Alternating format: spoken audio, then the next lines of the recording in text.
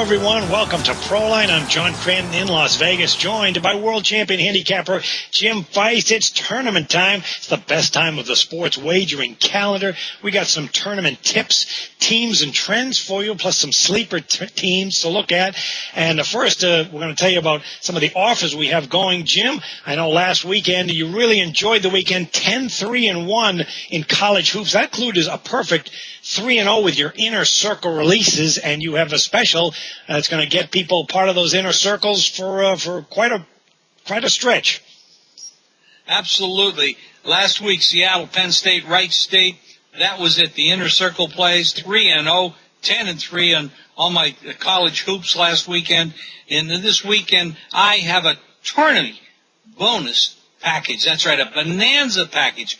All my executive and inner circle releases through April 8th in the NCAA title game for $15. That's right, 3 weeks worth of action. Plays every day. It will include a high roller release, a $500 high roller release going tonight when you sign up. That's a $500 high roller release online right now. That's included in this $15 package that goes through April 8th in the NCAA. Make the call, 1-866-841-1655. All right, be sure and take advantage. Later in the show, we're going to hear from Jeff Son of Las Vegas Sports Services. First, Dave Koken. He also enjoyed the weekend. He went 11-4 with his basketball releases over the weekend. 2 weeks ago, he gave you his college game of the year. That was UC Davis, an underdog that beats Fullerton straight up. Well, he has his tournament championship game of the year going Saturday. That play is $100 online. You can get for $25 with a guarantee. You will win or get the rest of the tourney through April 8th. Free.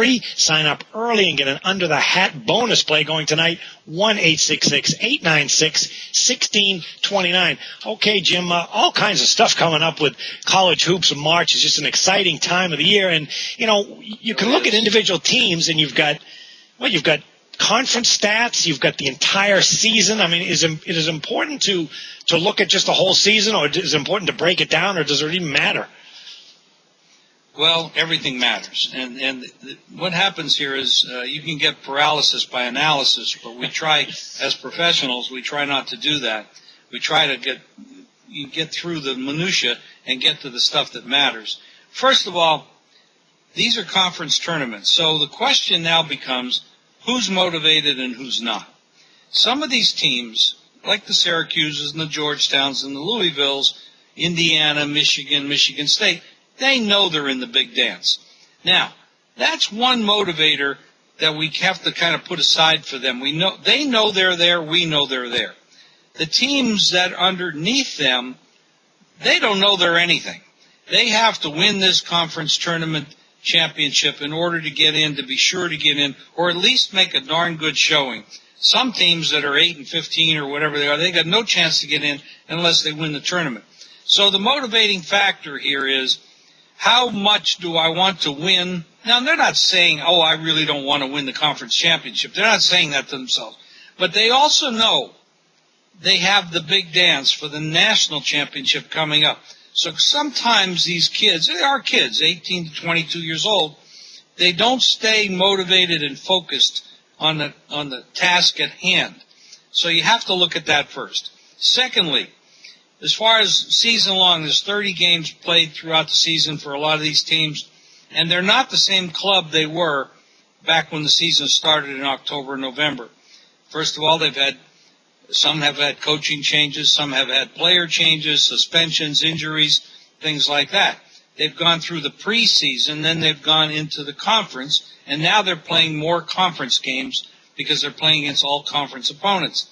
So what I like to do is, other than the games where they played top-rated teams, like top 25, top 50, and how they did against them, I like to go and look just at the conference statistics, and especially the last 8 games and the last 4 games.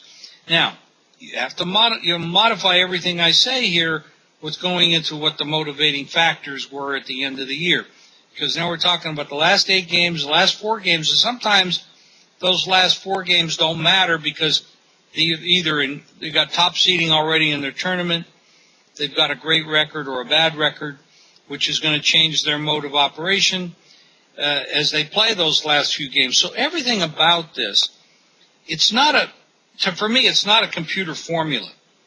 It's looking at how they did in their last 8 games, how they did in their last 4 games, how they did against this particular conference opponent they're playing today. Did both games go under? Did both games go over? How did they split both the games? Did they lose both of the games? Did they win both of the games? All those factors. And sometimes they don't play at all. It's a crazy system we have now. In the old days, they played one away and one home. Now that's not the case. Sometimes they play once, sometimes twice, and sometimes not at all. So you have to look at all those factors. It's a lot of time. And what I try to preach to people that think this is easy, it's not. Literally, if you don't go in and look at each team, what their margin of victory was or loss, rebounding. How did they do against rebounding, against good rebounding teams, against weak rebounding? How do they do in their free throws? Do they shoot a lot of threes? If you depend on the three, you're going to die by the three, because fundamental basketball is good defense, good rebounding, good free throws. And in some teams' cases, like Virginia Commonwealth, it would be turnovers. They live and die by turnovers. So you have to look at the styles. You got to look at the offense, the defense, the three-point shooting, the free throw shooting. All those factors come into play as far as when I'm going to make a personal bet. And those bets that I make are the games that I give out. So if you don't have the time to do all that work for all these teams, then you're really in a guessing game unless you hire someone, and not just myself. There's a lot of people do good work. And you just get somebody that does a little of this work, because you're putting hard-earned money on this stuff. And if you're not getting that kind of support, either from your own self doing the work or someone else, then you're kind of cheating yourself.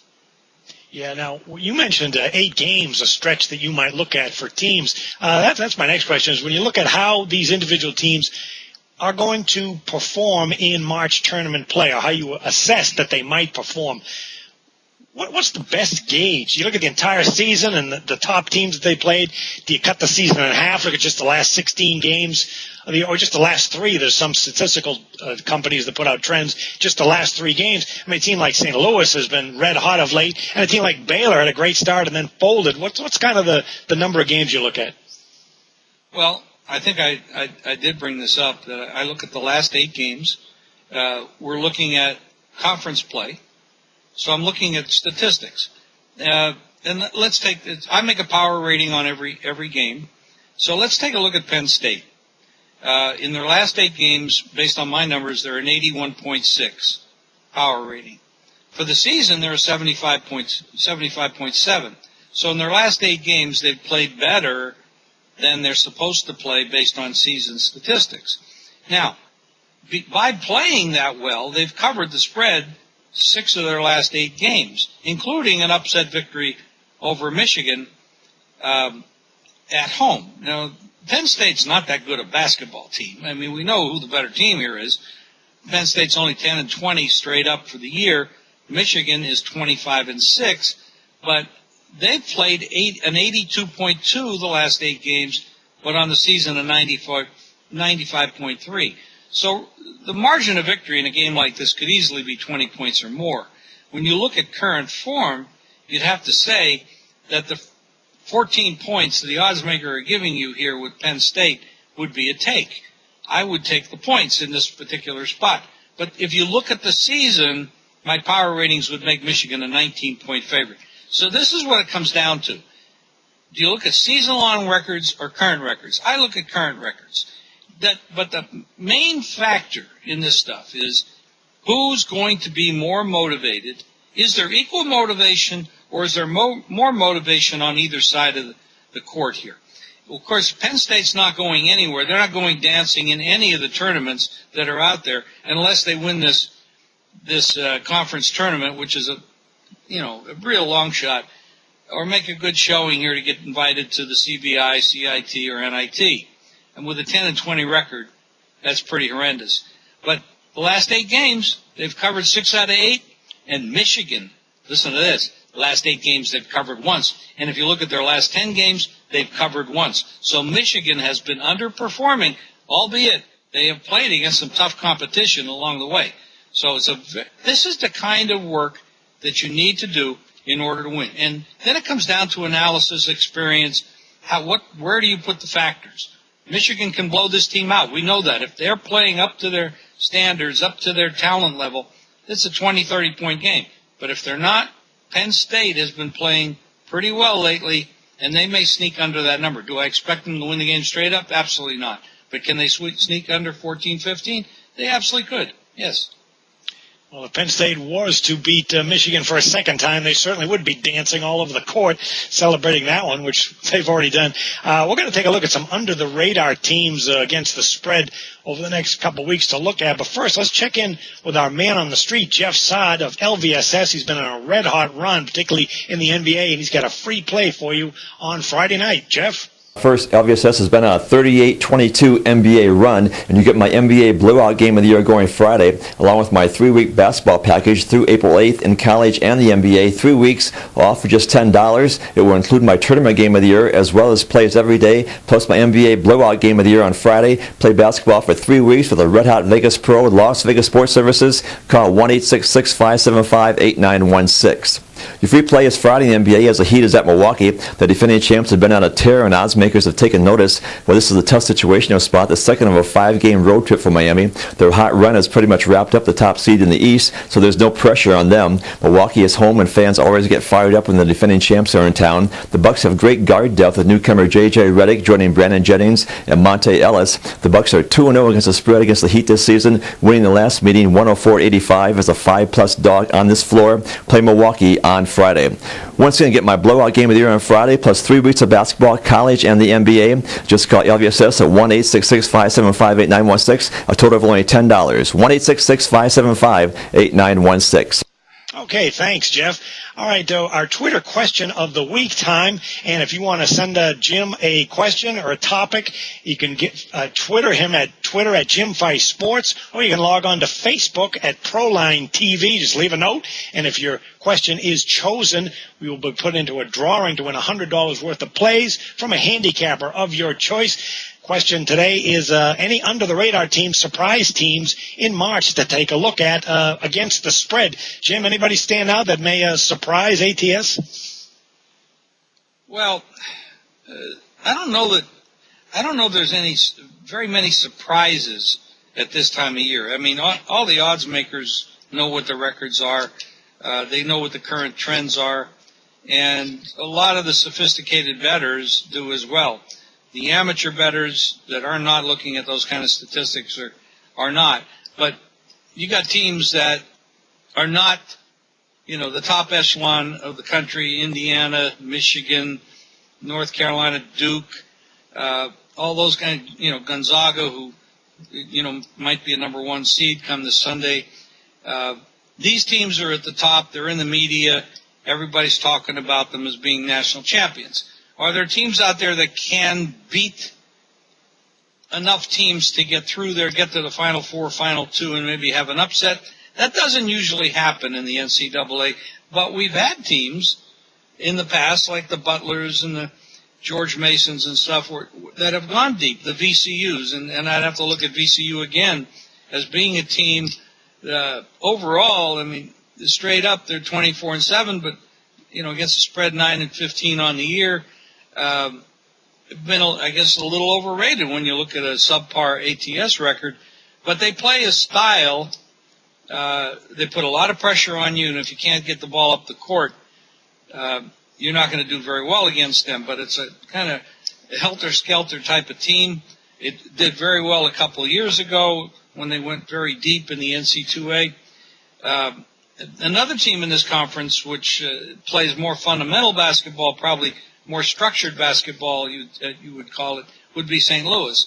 And, I think that St. Louis would be a team to look at. The New Mexico Lobos, I mean, there's a team that could go far. Syracuse, although I have not been impressed with the way Syracuse has been playing at the end of the year.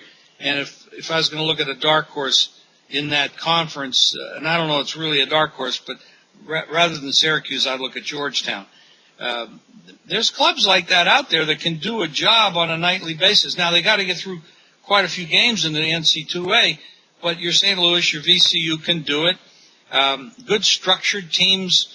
Florida, that's not an under-the-radar team, but, generally speaking, other than Florida, nobody talks about SEC teams doing well in the tournament, but Florida has a record and a pedigree to get, so you can't overlook them. Now, last year's national champion, Kentucky, has been underperforming all year long. They haven't gotten it together. They did the other night. They played well, and they have the talent to go a long way. I don't think they have the talent to get out, say, if they got to the Sweet 16, I think that would be the end of it. They're just a little too young. They lost a key player earlier.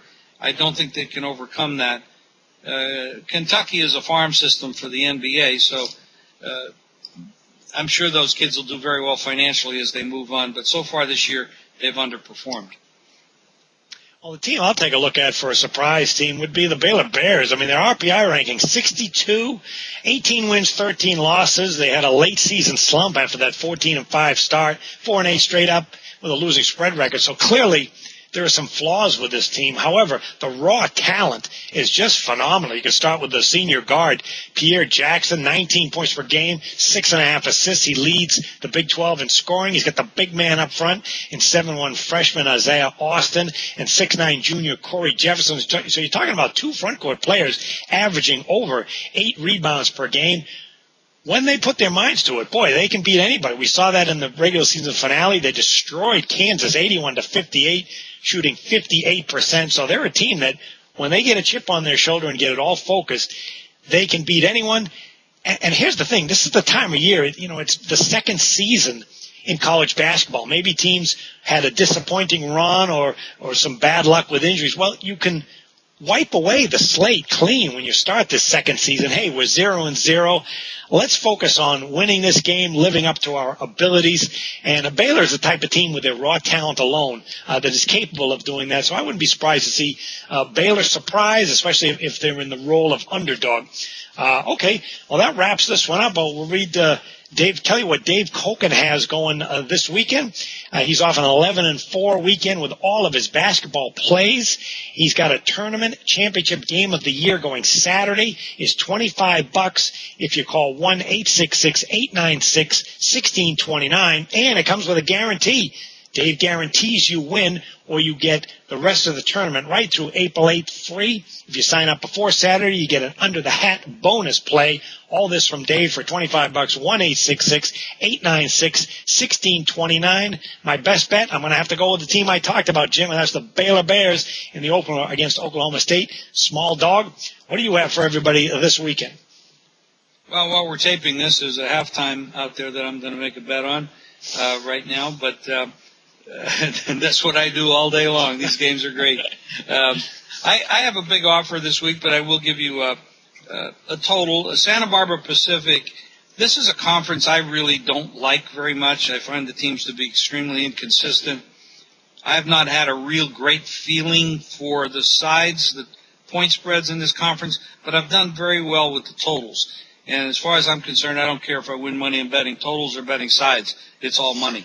So I'm going to give you the Santa Barbara Pacific game to go under this weekend. And, I like that quite a bit. I shouldn't say this weekend, I mean today.